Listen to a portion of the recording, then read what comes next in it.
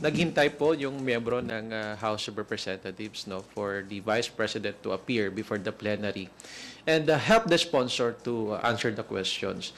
So there are photos and even videos circulating that on the Monday morning, nandun po siya sa isang beach in Camarines Norte. Sa amin po yun, sa Bicol region.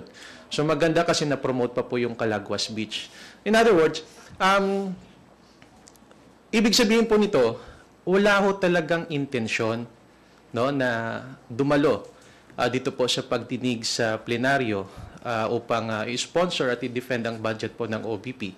Sapagkat kung meron po siyang intensyon, dapat Sunday man lang nandito na po siya sa Manila. O kaya naman, nakipag-communicate po siya sa office ni Congressman Adjong para magkaroon po ng briefing at i-prepare man lang at mapaghandaan po ng budget sponsor ang mga katanungan ni tatanong po sa OBP. So, pangalawa, consistent naman po yung Vice President natin. In fairness to her, consistent in the sense na hindi po siya dumalo nung Committee on Appropriations Budget hearing, pati po dito sa plenary, hindi rin po dumalo.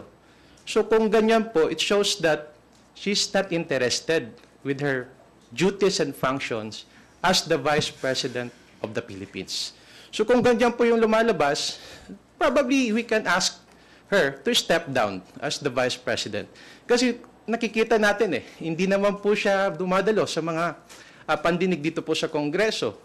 So ano po ibig sabihin nito? Hindi na po siya interesado at mas pinili niya pa po bumunta sa isang beach resort kaysa dumalo po dito sa pagdinig sa kanya pong budget. So I guess it's the Filipino people.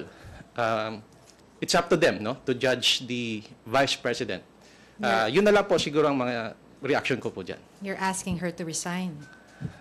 Kung hindi na po siya interesado sa kanya pong duties and functions as the Vice President, we can ask the Vice President to step down.